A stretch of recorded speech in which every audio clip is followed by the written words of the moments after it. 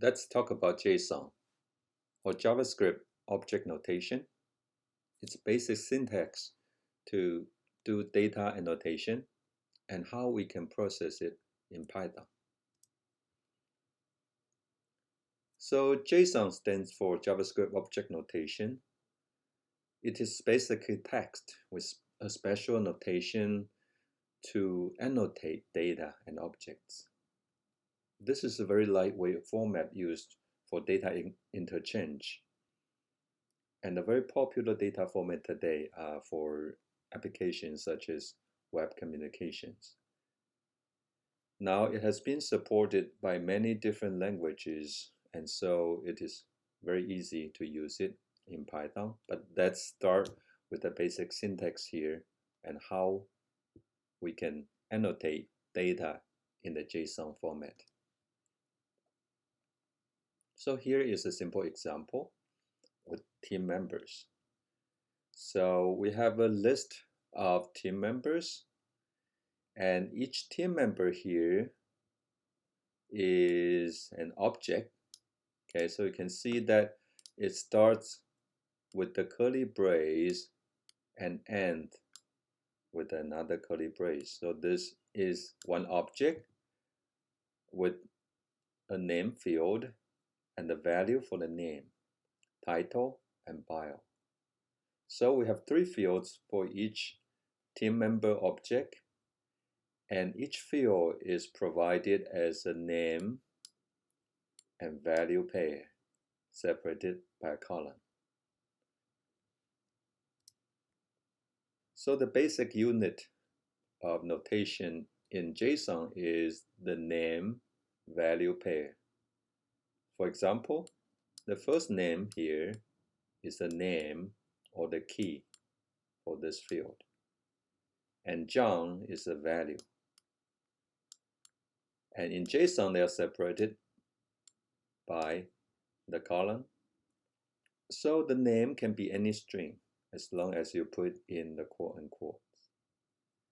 And the value can be a number, can be a string, a Boolean value, an object, an array, or null value. For string values, you put them in the quotes. And that's why the name John, because it's a string, we put it in a pair of quotes.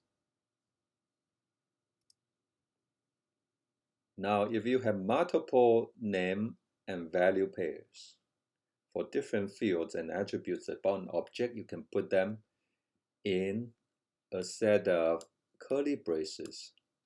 And this set of curly braces defines an object, which is a collection of name value pairs.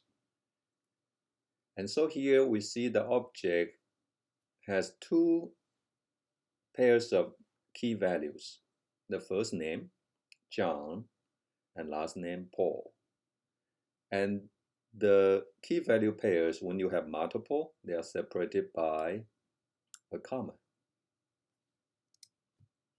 You can also have a list of things in JSON, right? So here is an example of multiple values, multiple brands, for example, right? So when you have a list of things, you put it in a pair of square bracket, and then you put the values in them, separated by commas. Of course, the values here are strings, so here is a list of strings, a list of names. You can also have a list of numbers, a list of dates, and so forth. It can also be a list of objects. So here is an example of list of objects. And again, when you have an object, you start with a curly brace and end with another curly brace. And so here we have 1, 2, 3 objects separated by comma. And inside each object, you can add as many as key value pairs as you want. Okay, so for example, here in the first object, we have the name and the website field. So when we put the multiple objects together, again, we use a pair of square brackets to enclose them. So here, the list of values, the list of objects is the value for the name, for the brands field. Let's look at a couple of examples to get an idea of the JSON notation. So here is a single data object, again, with a pair of curly braces, and you have the name and value pairs. For a string value, you use quote and quotes. For a value such as a number, you do not need the quotes. When you have multiple name value pairs, you separate them by using the comma. When you have a list of objects or values, you use the square bracket to enclose them. So start with the square bracket and end with another one down here.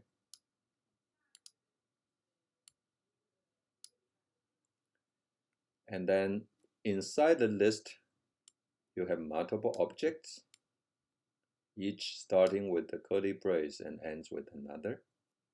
And then you separate the objects by using the comma. And then inside each object, again, you have that name, value pairs, name, value. We know how to structure the JSON data format. In Python, there's a module called JSON, with which you can load data in the JSON format. You can parse JSON arrays and objects. And once the JSON arrays and objects are in the proper format and structure, you can actually access individual and specific data elements in the JSON data. Suppose we have a students.json file with all the student records. And here you can see that the JSON file starts with a square bracket. That means this is an array, okay? And of course it ends with the square bracket as well. And so we know this is a list of multiple objects, and each object is one student. And when we look at each student, it comes with the ID field, the name field, the program field, and the class year. The name and program are strings, so the values are in quote and quotes. The class year is a number, okay? So we do not have a quote here. So we know this format. Let's see how we can actually load the data in Python. So let's first try loading the data. And so to process JSON, we know we need to use the JSON module. Let's import that module. And once we import the module, we can open the file. Suppose the JSON file is in the data subdirectory, so we can load data slash, which indicates this file is actually in the data directory as F. Okay, so we open the file, and with this f.read, we can read the entire content of the file. So all the records will be read into the memory, and the content now becomes the parameter for the JSON.loads method, which is going to parse the content of the JSON and put them in the proper structure of the JSON data structure.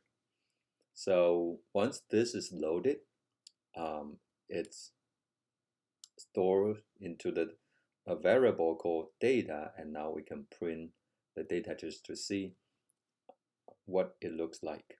So this is the list of data that we have from the JSON file. Let's get into the details of how we can actually access individual elements in the data. So for example, perhaps you are interested in the data science or DS program, and you want to list the students' names and class years in that program. Okay, so we can follow the same procedure to open the file, to load the JSON file. And now we call it students because we know, okay, all these data are about students. And it is a list of student records. So now, once the data is loaded, the students variable becomes a list of student records. Okay, so it becomes, so here, student variable here is essentially a list of student records. Student 1, student 2, 3, and so forth, right? Now, in this for loop, with for student in students, this is going to go through each student record in the students list. And we know each student record is a student object from the data file, which starts with a curly brace and ends with another one. And inside the object, we have a field called ID, another field for name, and another field for something like program, right? So we also have program information such as IS, DS, and CS, and others. And now that we are only interested in the DS program, we can actually access the student object, and with this square bracket notation, we indicate that we want to access the particular field in the object. In this case, it's the program field of the student record, and want to make sure that it matches the DS value. So if student's program field equals to DS, then we want to print student's name as well as student's class year. And that's what we see here with the list of students with their name and class year information.